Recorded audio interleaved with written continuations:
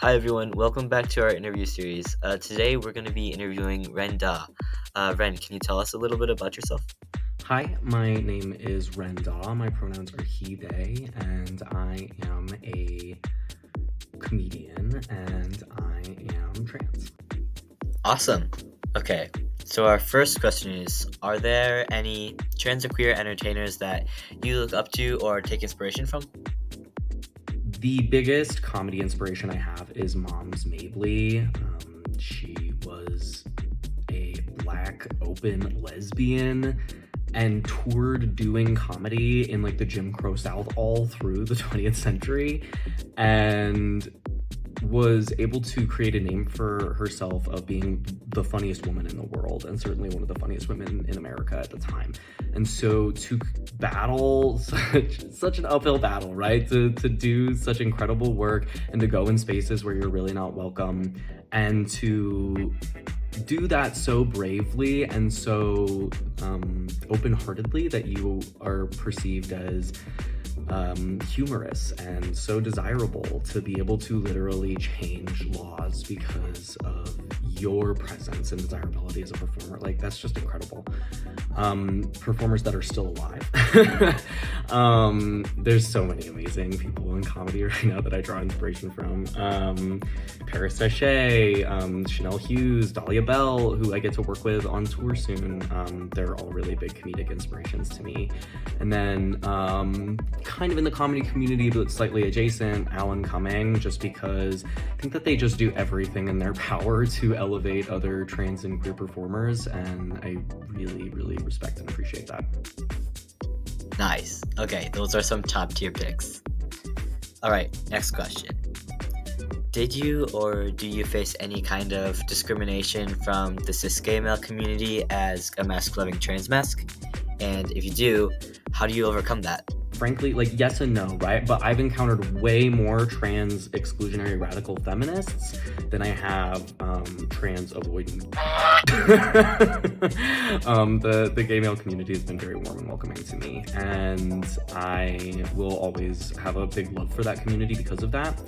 And I think that how do I overcome that? How do I overcome that sort of thing? I think that having a really strong foundation of self-love and being able to think that I am desirable or lovable or accepted goes a really long way when I know that other people aren't thinking that about me.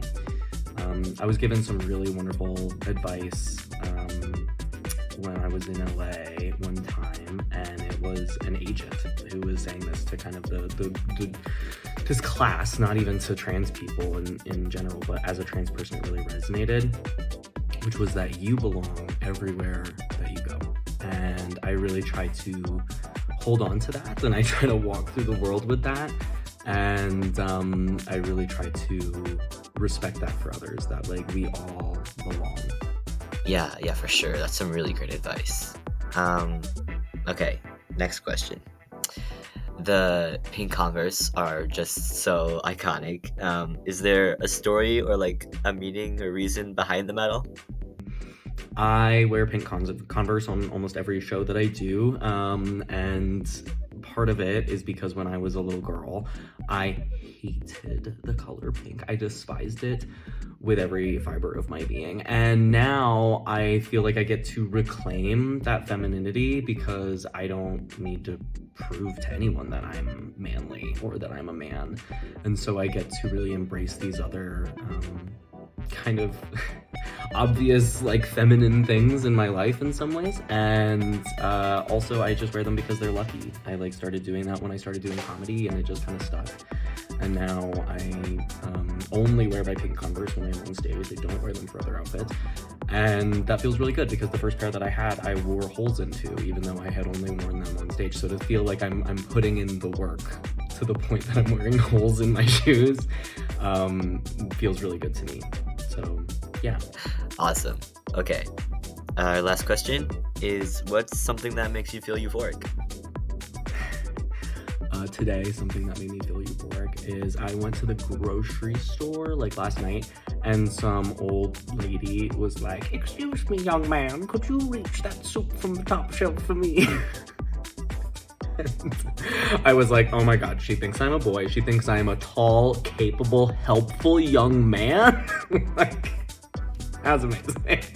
And so, yeah, I think that it's still just the small stuff. Getting to be perceived that way, and getting to be perceived as like a nice young boy, like that was super euphoric for me. And yeah, I don't know, I also just like feeling helpful. So as much as it is gender affirming, it is also euphoric in another affirming way for my identity. That's all the questions that I had, but I am really stoked to have gotten to do this, and big shout out to Give Us the Floor for all of their amazing work. And if there are any little trans babies out there watching this, then I just hope that you know that there is just a whole fleet of adult trans people that love you and want you to exist, and are really ready to fight like hell for you.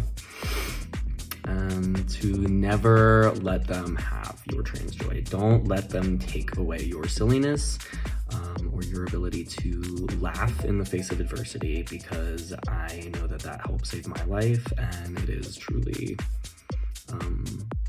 empowering to feel like we get to have the last laugh. And we only get to do that if they're willing to stick around. So I love you. Hang in there. Hey, thanks for watching. Be sure to download the Give Us the Floor app today to find that safe space for queer youth.